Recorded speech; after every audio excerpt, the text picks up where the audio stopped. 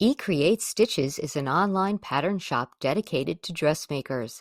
Choose from a growing selection of patterns and styles that are easy to sew and amazing to wear. Look your best every day. Each pattern comes in multiple sizes and includes step-by-step instructions, so you can sew with confidence and be ready for any special occasion. They're designed to give you a better fit. Your next project is waiting. Go to www.ecreatestitches.com and get started today.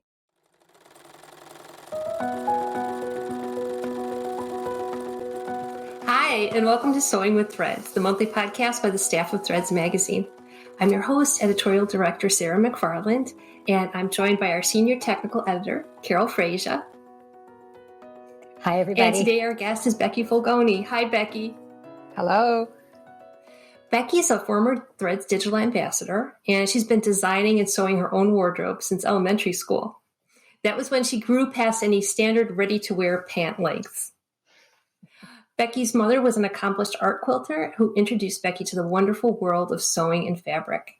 She honed her craft as a costumer at the Guthrie Theater in Minneapolis, Minnesota, as a sewing teacher and design mentor, memorably playing the Tim Gunn role at the Passion for Fashion contest that was held at the American Sewing Expo in Novi, Michigan. And I remember that was where I first saw you, Becky.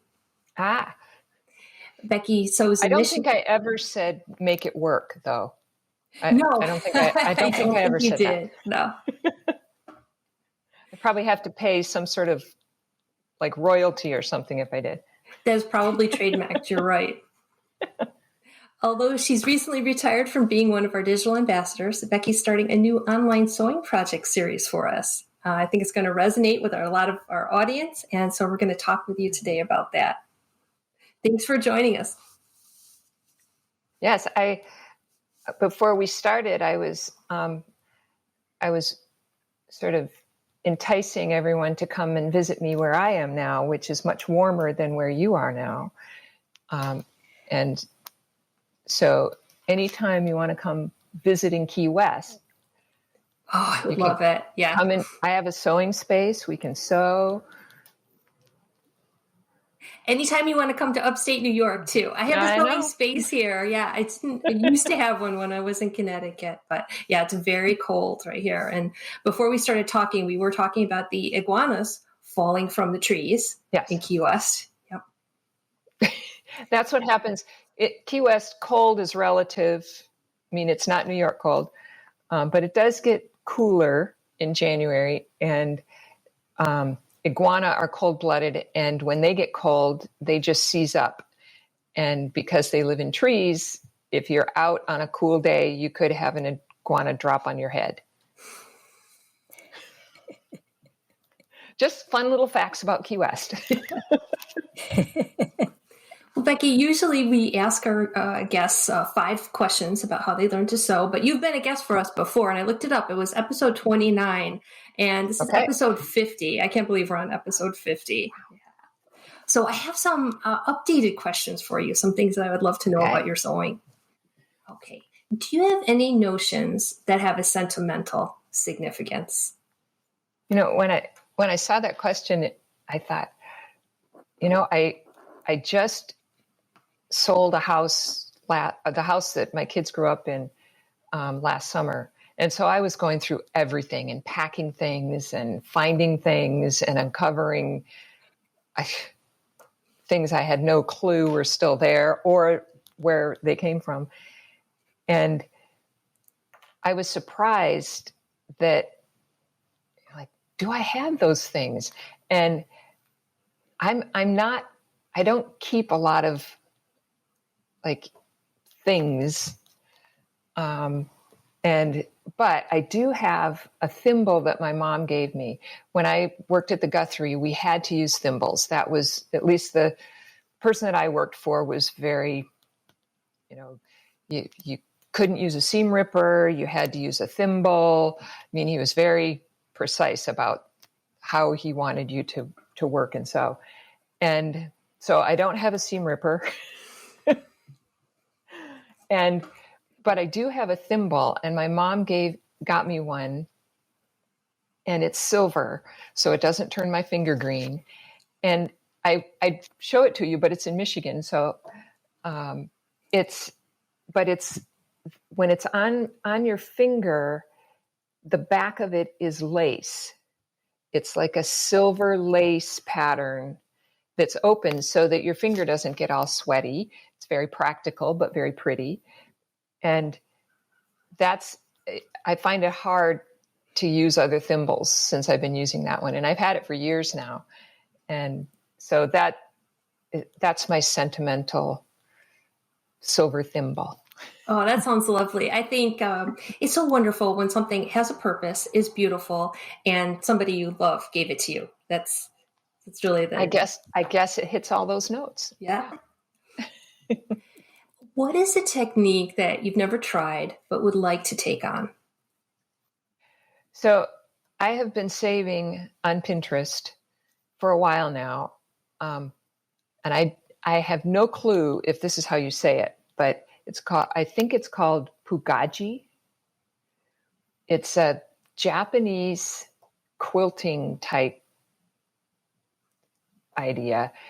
And the ones that I've seen have been done with sheer, you do it by hand, the traditional ones, and it was a way to hook a bunch of scraps together to make more fabric. And so in this particular one is from Korea, and it's very, very beautiful flat felled seams is what it looks like to me. And I've seen it done in sheer fabrics. So layers, these flat felled seams, and it's the same on both sides. And so a lot of times they're used for screens or curtains. And it's fascinating to me, the idea of making new fabric and doing it by hand. And then this sheer element because the seams have a couple of layers, and then the other part of it is single layers. So you get the light and dark and shadows. So I'm fascinated by it, and I've collected lots of pictures of it, but I haven't quite pulled the trigger to do it yet. Oh, that sounds very ambitious. I'm interested to see if you get a chance to work that into this project we're going to be talking about. Let's not hold our breath. Is there a technique that you use frequently that you'd like to become more adept at? Okay, so I've made pants for a long time, and I've made jeans off and on, but I've found a pattern that I really like for jeans, and I've been making them more often. And I really need to get better at fly zippers. There are, I look up and I see all the different variations and ways to do a fly zipper. And I just need to, maybe not even make the pants, just make the front and try a bunch of different ways of doing that. And along with that would be bar tacks, because you then put the bar tacks on and they're right smack in the front, and it's a whole wad of chewed up thread. So fly zippers and bar tacks, I would like to be better at. Good ones, yeah. In hindsight, what's some sewing advice you wish you knew when you started sewing? So I was when I saw that question, it was tricky because I had a lot of really good advice as I learned to sew, and through the years I've had wonderful teachers and people to learn from, and so I've gotten advice. And they say that the teacher will appear when you're ready for them. And I think that's been true for me, that, I'm ready to hear something and take it on when it shows up. And so in hindsight, I guess if you do things like fly zippers, there are dozens and dozens of ways to do that. And that's true for almost anything we do with sewing. there are so many different ways of doing a particular technique or project or seam or garment, and that to know and be okay with the idea that there are lots of right ways. Because early on in home ec class, which, how old am I really? You did it this way, and that was the right way. And to just have the freedom to say there are lots of right ways, and finding the one that works for you is I think important. I agree. And can you tell us about a sewing tip that really made a difference in your projects? Press, press, press, press, press. Never underestimate your iron. And I think that's, unless you're working on oiled cotton, press, press, press. Absolutely. Well, Becky, thank you so much for answering those questions. Sure. And now we can move on to talking about this online series you're going to do for us. And we haven't determined the exact name yet, but I would say that the theme is sort of finding the potential in a pattern that you trust, that you enjoy making. Would that be accurate? Yep. I think that's right. The idea of a tried and true pattern. And when I was thinking about it, the idea of variations on a theme, like composers, or I was pointing out that the pictures behind me are all of the same beach, and the artist just did variations of that same beach with different colors and different sizes and shapes of the design. But that idea of variation on a theme is sort of what this is about. So what pattern did you decide to work with, Becky? One of my favorite patterns, and a tried and true pattern for me, is the Fit for Art Tabula Rasa pattern. It's a jacket pattern. It's kind of a kimono style in the original form. And I like it because there's a particular shoulder seam that they've drafted that just works for me. I have broad shoulders, and it's the side, sort of off-center side seam and side panel and sleeve are put in at the same time. And so no shoulder, no armhole stuff. It all, it goes in pretty straight, which makes it a really great pattern for embellishing, because you don't have to work in those tiny spaces. So I use it a lot, and I think that shoulder seam is probably the main thing for me. I worked with Ray Cumby, the designer of that pattern, on an article where she talked a bit about the design, the shoulder, and the side panel.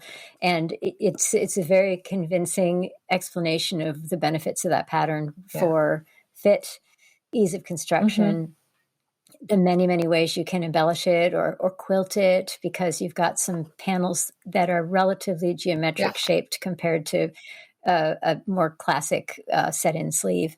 And actually, I think I feel like a lot of our authors and people who have participated in some of our challenges in the past have used that pattern. I think there's just so much potential with it that people really like to use it for all kinds of different things. One of the other things that I find with it is it has a potential with those panels and the large, like the spaces are great for putting embellishing and design surface work. But there's some style lines that make it look like a garment. A lot of times when people start using embellishments and painting and different things on fabric, they tend to sometimes go towards the the design and the embellishment and forget that it's a garment and it should fit and be wearable, as opposed to like putting yourself in a placard. In a sandwich sign, yeah. Yeah. Yeah. Yeah, you need it to have enough dimension so that it goes over your body, or you're left with either something that's much too stiff, or you can only do it with drapey fabrics, which will limit how much you can embellish it or hide the embellishment, because everything hangs down and you don't see it. And I find the tabula rasa is a good balance. There's plenty of space for, flights of fancy. But there are design lines and fitting places that you can fit it so that it's still a well-tailored garment. So, Becky, I know that you have made jackets and also, I think, maybe blouse type garments using that pattern.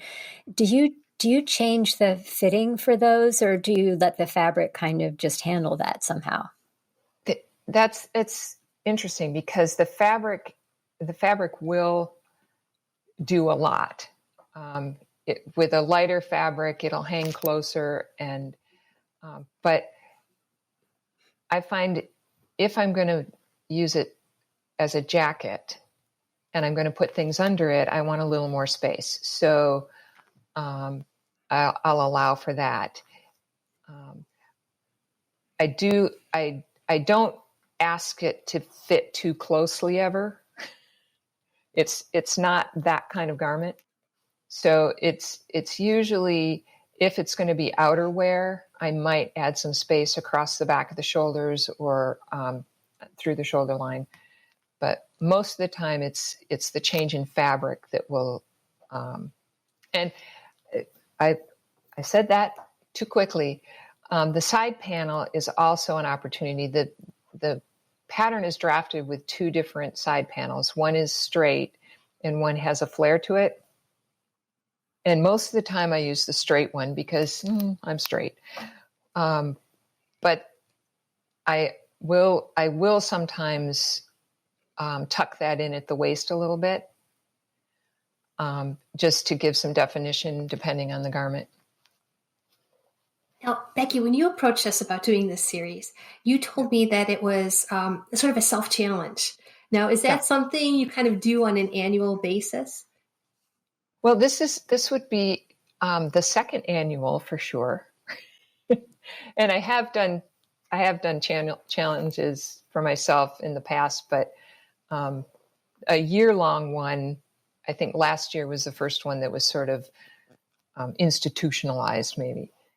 And so we'll see. This is the second go, and see how I do with it. Last year was fairly successful. And if I may ask, how far out do you plan? Do you kind of like to finish one aspect of the challenge and then move on to the next month? Or do you like to plan it out way in advance? Well, one of the things and I did this both last year I made a white shirt every month. So there was a lot of leeway in that one. And I found when I settled on the challenge, I got all excited. I'm like, oh, what am I going to do? What am I going to do? And so I started looking around for ideas and trying to decide, how I was going to change this or that. Or last year I was here in Key West when I started, and fabric stores there's one. It's nice. But there's one. And they do a lot of quilting. So I spent a lot of time finding fabrics online and, thinking about it that way. And so at the beginning, I kind of, partly because I'm excited about it and partly to see, all right, does this have legs? Is there going to be enough here to get 12 different iterations? And so at the beginning, I kind of do a little, I wouldn't call it planning, just more imagining. And last year I found that where I was, either here in Key West, or when I'm in Michigan in the summer, what was going on around me at the time. Did I have an event that I wanted to do something for? Was I freezing cold and wanted something cozy? It just, that had a lot to do with, I hadn't expected that. I kind of expected that I would, figure out 2 or 3 things and do those and then figure out the next ones. But each month came up and I'm, all right, well, what do I feel like? What is it? Is there a pattern I want to try? Last year, that was part of the equation, was maybe a new pattern. So no, I don't think there's a plan. It's more free form. Well, you're retired now, Becky, so you have a little bit of time on your hands for this. Do you do other sewing in addition to your challenge? Pieces Absolutely. that you do? So, if for somebody who's not retired, do you think that one item a month is like reasonable? Is there like a minimal amount if you want to do a similar challenge that would make it meaningful? For me, it's important for me to sew. It's where where my brain gets to try things, and it's like exercise for my brain. And I don't know if you're someone who sews, that might be the same thing for you. If you're someone that paints, you may need to paint. But for me, I need to spend time with fabric in my sewing space. And so what I get done in any given time period is less important than actually just going and being there and doing something. Do you enjoy having the parameters that you set up ahead of time for the challenge, as opposed to just going in every day and just playing around and making stuff? Yeah. Is it really helpful to you to have those limitations? It's got to be it's got to be the same pattern, or it's got to be a white shirt or something. Well, I find that I'm much more creative with constraints. There's the idea of a problem to solve. I think some people can look at the blank canvas and go, oh, all things pop into their heads. And I go, I don't know. Where do I start? What do I do? And so for me, having a problem to solve of some sort, when I was in the costume shop, I remember there was one, we had to make fairy costumes. It was probably Midsummer Night's Dream or something. But the dance person came in and, well, it can be butterfly floaty. And she was very ethereal in her voice and in the way she described it. And it's like, okay. And then the director said, and there's a quick change in scene 2 that has to happen. Okay, now that I can work with. The problem of light and ethereal and quick change in scene 2. And so those constraints, for me, are what give it dimension and give it something to tackle. And so white shirt is not a huge constraint, but there's a realm that is a white shirt, and then there's not a white shirt. And it's the same with this pattern. The idea of using the same pattern there's a little more constraint in that, but it's still a problem to solve.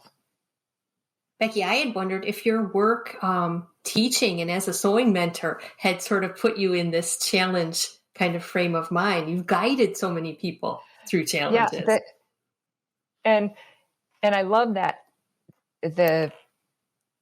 In that case, I got in the Passion for Fashion, I got to see 12 people figuring it out and working within those constraints. And that was, my brain just, by the end of that weekend, I was kind of shattered, but it's very exciting to see how the same parameters will look different for different people. And yeah. So, and I think the idea for me with mentoring is about getting unstuck.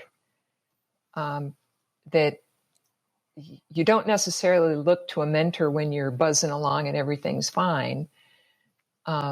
It's when you get stuck that you're looking for that guidance, and you're looking for your guru or your mentor or your inspiration somehow.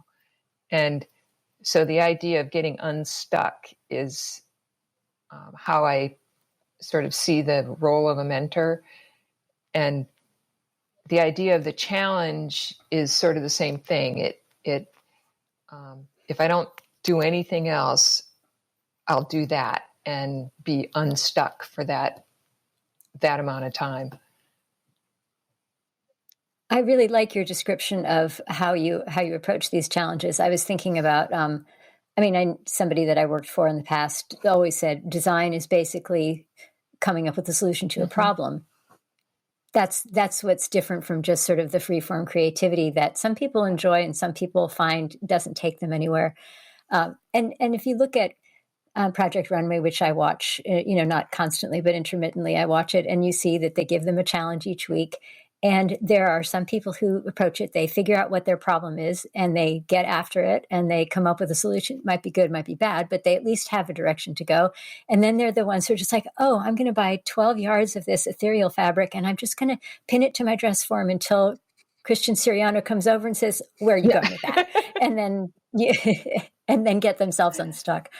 I mean, those people are going to have some trouble in their lives if they don't figure out how to do that themselves, which is what giving yourself a challenge will do. It'll help you do that more. Yeah. And I think that the idea of a self-challenge, this still has to be fun. I'm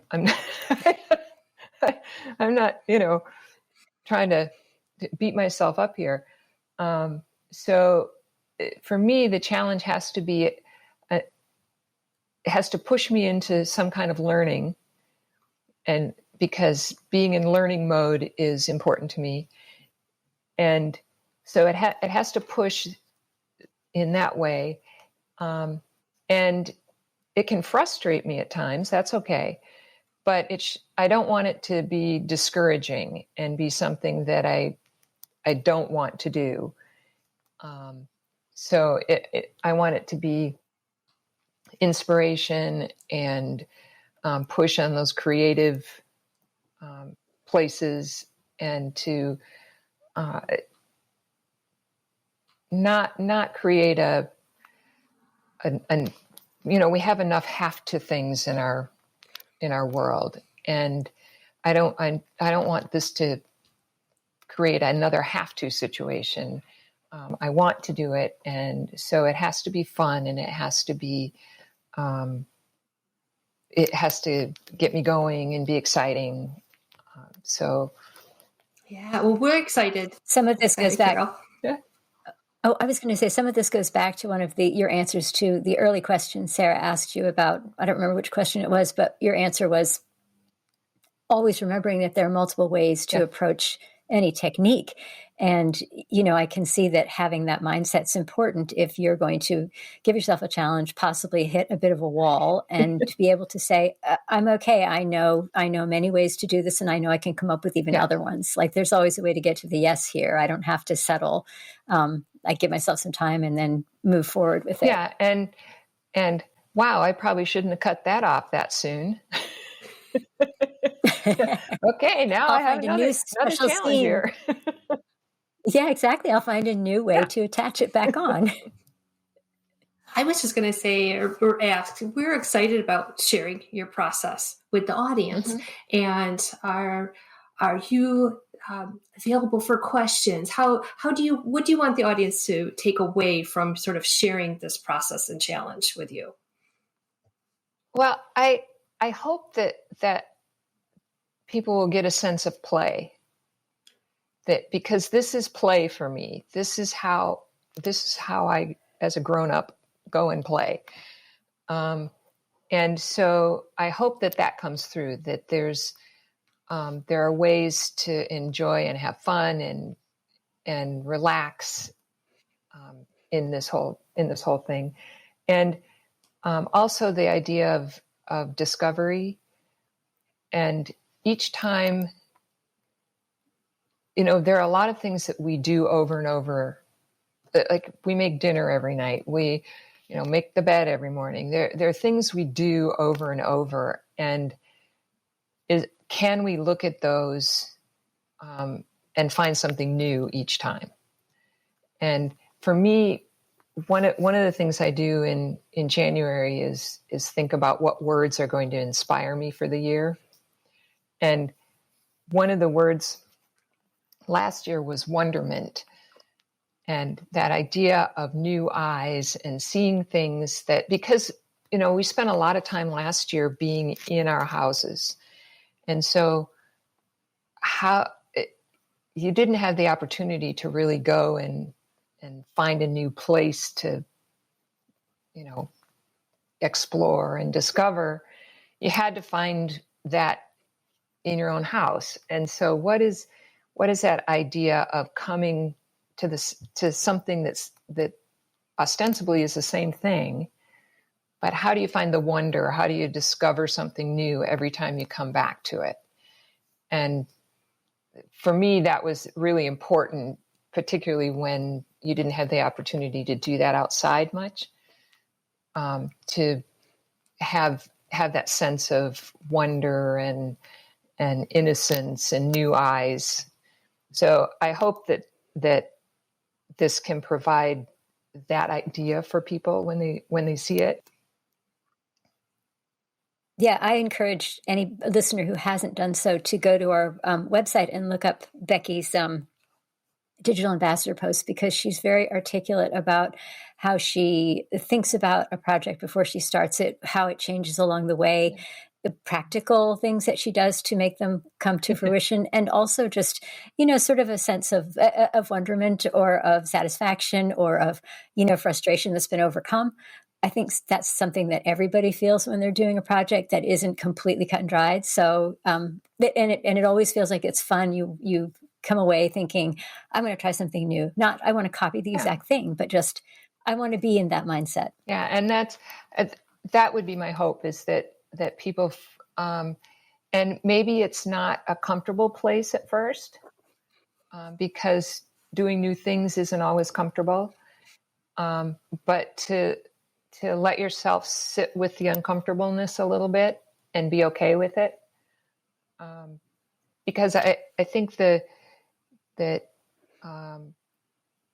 finding those new ways to come to our sewing, because a lot of us have been doing it for a long time, and how does it continue to be new and exciting and satisfy that spot that we all have for it in our hearts or our brains. Do you ever have to fight with an inner critic when you're doing these things? Or have you managed to get your inner critic to kind of back off, just be quiet for a while?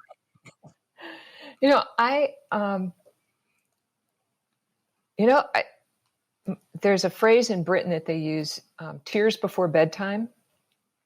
And the way it's often used is, when kids get all wound up and they're like, there's going to be tears before bedtime, because, they're, and that was sort of my self-critic. I'd be working on something and pushing this way or that, and it's like, oh, it didn't work. And then I'd cry, or I'd yell, or whatever. And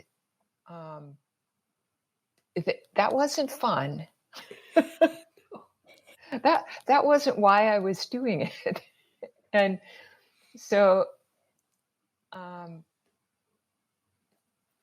another aspect of that was, one of my mentors, Diane Erickson, says it's only fabric. It's just fabric. There's always more fabric. And I mean, Diane's been through floods and fires, and she of anyone I know, she knows that there's always more fabric. And so just to lighten up and cut myself some breaks as well as some new clothes. It's really, it's easy because you're this close to things as you're working. It's really easy to obsess about that top stitching or the bar tack. and so just backing up, that was one of the things in the Passion for Fashion. The contestants would be working on their dress forms and they'd be this far away from it and pinning and overfitting and all of those things. And sometimes all I needed to do was go over and say, back the heck up.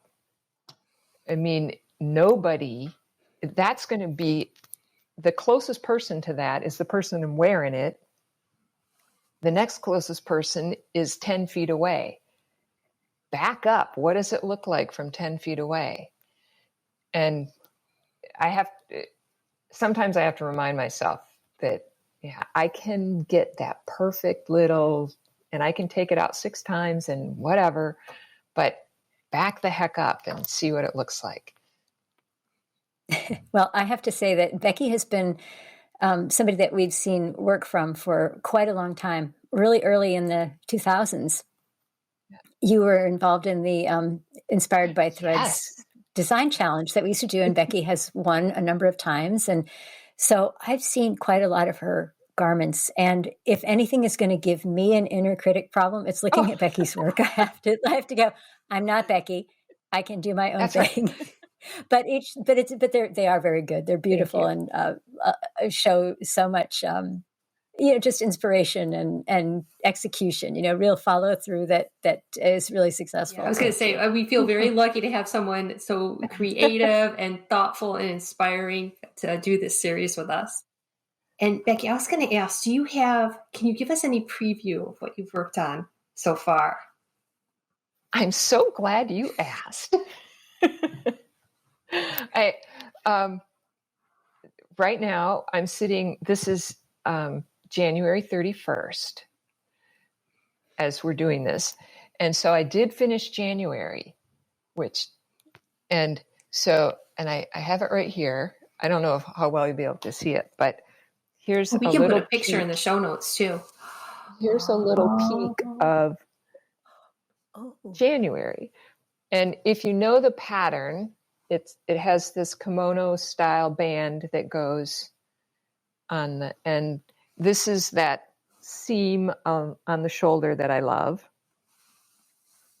And the side panel. And here's the side panel. Oh, it's making me anticipate spring. I should describe it to our listeners. Yes. And this is my beach cover up because I'm in Key West. So it's made out of towels and I wanted to do the first one very straight from the pattern, or as much as I can do straight from the pattern. And so the fabric dictated quite a bit because it has this fringe on the bottom that I wanted to use. And so the length was determined by how much I could go from shoulder and still have the fringe. Sure. So they're beautiful wide blue and white stripes, and then the navy and white stripe border and tassels down around the sleeve hems and the hem. Yeah. And these are Turkish towels, which are very popular here because they dry quickly and you take them to the beach and the sand comes off easily. And so that's what I used to make I had 2 Turkish towels that I used to make the beach cover up. And Becky, on you, how long do you think it comes? This is about mid-thigh for me. Okay. I was just curious. Yeah. And it's got to have big old pockets. Yes. Yeah. Put your sun lotion and your sunglasses in. So that's January. And I'll do this one.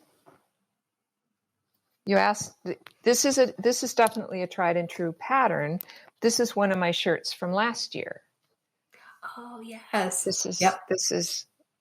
one of my white shirts, and it's the same pattern. What is the fabric on that This one, is Becky? canvas duck. Oh, okay. And so it's, and I like these buttons on the twill tape. Oh, Oh, nice. yes. Okay. Oh, I love Yeah, those. those are great. Yeah, so that's the. Did the pattern come with that collar, or did you this need is to an draft addition.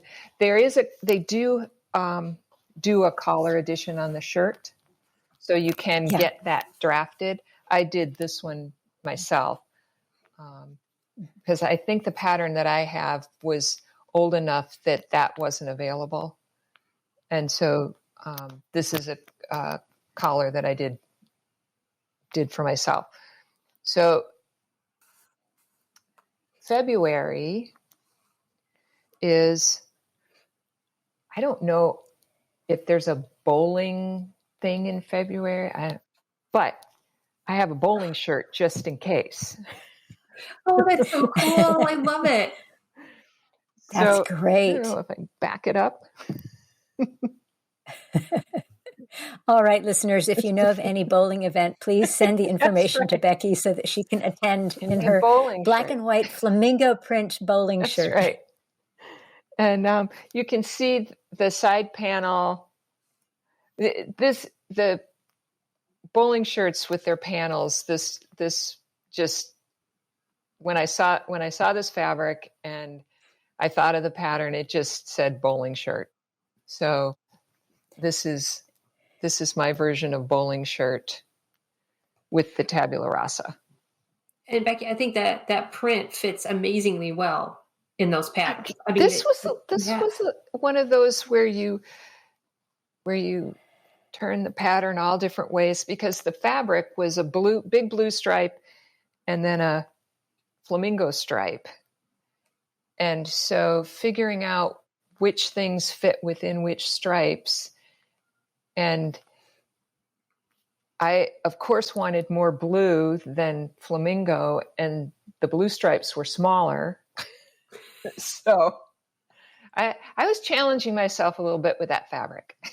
And what's the fiber content of that fabric? This is, I don't know if you know a company called Jam's World. They make a lot of resort type wear, and this sort of Hawaiian shirts and big ruffly dresses, and it's rayon. But this is an end cut from one of their fabrics. So well, it has a beautiful drape, and I love the painted quality to the print. Yeah, and the piping is actually a cotton knit. Oh, okay. So it was just the right color. Flamingo color. Yeah. Well, Becky, we're at the end of our time. It's been wonderful to catch up with you and to get a sneak peek at what you're going to be writing about. I can't wait to see it. And I know we have the pattern at the office, but I think I'm going to have to get one of my own so I can follow along. Yeah, and if you haven't used the pattern before, Ray and Carrie do a great job of the instructions, and I know you've talked with them and have information about the pattern in your archives, and they're a great source of inspiration as well in how to use the pattern and work with it, and they have added over time. They've added different variations so that you wouldn't necessarily have to.